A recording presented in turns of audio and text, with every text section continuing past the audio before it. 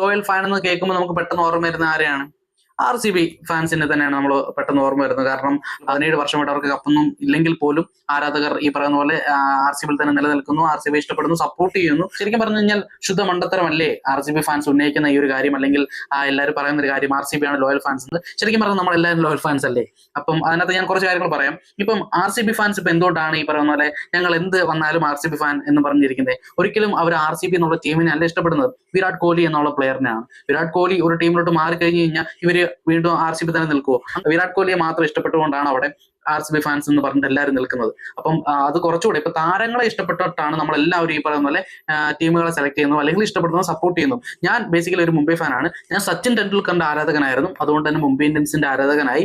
അതിനുശേഷം സച്ചിന് ശേഷം രോഹിത് ശർമ്മ ക്യാപ്റ്റൻസി ഏറ്റെടുത്തുകൊണ്ട് രോഹിത് ശർമ്മയിലും ഇപ്പൊ ഞാൻ ഇഷ്ടപ്പെടുന്നുണ്ട്. അതുപോലെ തന്നെ ചെന്നൈയുടെ ആണെങ്കിൽ ആരാധകർ ധോനിയെ കണ്ടിട്ട് മാത്രമാണ് അവിടെ നിൽക്കുന്നത്, അല്ലാണ്ട് വേറെ ഒന്നുമല്ല. അപ്പൊ ധോനി അവിടെ ഉള്ളതുകൊണ്ടാണ് ചെന്നൈ ഫാൻസ് എന്ന് പറയുന്നത്. അപ്പൊ എല്ലാവരും എന്തുകൊണ്ടാണ് ഈ പറയുന്ന പോലെ അവരുടെ ഇഷ്ട താരങ്ങൾ ഇന്ന ടീമിൽ ഉള്ളത് കൊണ്ടാണ് ഇവിടെ നിൽക്കുന്നത്. അപ്പം മുംബൈക്ക് കപ്പ് കിട്ടിയതുകൊണ്ട് മാത്രമല്ല മുംബൈ സ്നേഹിക്കുന്നവർ മുംബൈ നിൽക്കുന്നത്, ചെന്നൈക്ക് കപ്പ് കിട്ടിയതുകൊണ്ടല്ല ചെന്നൈയിൽ നിൽക്കുന്നത്.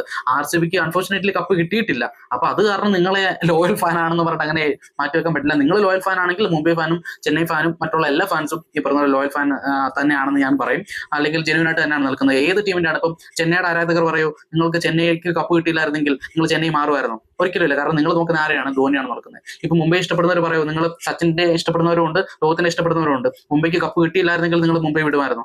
ഒരിക്കലും വിടത്തില്ല. അപ്പൊ നിങ്ങളും ഈ പറഞ്ഞ ലോയൽ ഫാൻ അല്ലേ? ഞാൻ പറയുന്നു RCB ഫാൻസോ മുംബൈ ഫാൻസോ ചെന്നൈ ഫാൻസോ ഒന്നും അല്ല ഏറ്റവും വലിയ ലോയൽ ആയിട്ടുള്ള ഫാൻസ് എന്ന് പറഞ്ഞു കഴിഞ്ഞാൽ ഡൽഹിയുടെയും അതുപോലെ തന്നെ പഞ്ചാബിന്റെയും ആരാധകരാണ് ഈ പറയുന്ന ഏറ്റവും ലോയൽ ആയിട്ടുള്ള സിൻസിയർ ആയിട്ടുള്ള ഫാൻസ്. കാരണം ഡൽഹിക്കും പഞ്ചാബിനും ഒരു മെയിൻ താരമെന്നില്ല, ഒരു സ്റ്റാർ പദവിയുള്ള ഒരു താരമില്ല, എന്നിട്ടും ഇന്നും അവർക്കൊരു കപ്പില്ല, അതുപോലെ തന്നെ മെയിൻ താരങ്ങളില്ല. ചിലപ്പോൾ ഏതൊരു ഒരു സീസണിൽ ഏതെങ്കിലും ഒരു നല്ല ഒരു മെയിൻ സ്റ്റാർ ആയിട്ടുള്ള ഒരു താരം ഒരു പക്ഷേ ക്യാപ്റ്റൻ ആയേക്കാം, ടീമിൽ വന്നേക്കാം. അതല്ലാണ്ട് ഈ 18 വർഷമായിട്ട് ഈ പറയുന്ന അവർക്ക് സ്ഥിരതയോടെ അവിടെ നിൽക്കാനായിട്ട് ഒരാളില്ല. ഈ വിരാട് കോഹ്ലി ആണെങ്കിൽ 18 വർഷമായിട്ട് വിരാട് കോഹ്ലി ആ ടീമിൽ തന്നെ ഉണ്ട്, അതുകൊണ്ട് RCB ഫാൻസ് വേറെ എങ്ങും പോയിട്ടില്ല. രോഹിത്തിന്റെ ആ കാര്യമാണെങ്കിലും ഈ പറയുന്ന പോലെ രോഹിത്തും ഇത്ര സീസൺ വരെ അവിടെ ഉണ്ടായിരുന്നു, അതുകൊണ്ട് അവിടുന്ന് ആരും പോയിട്ടില്ല.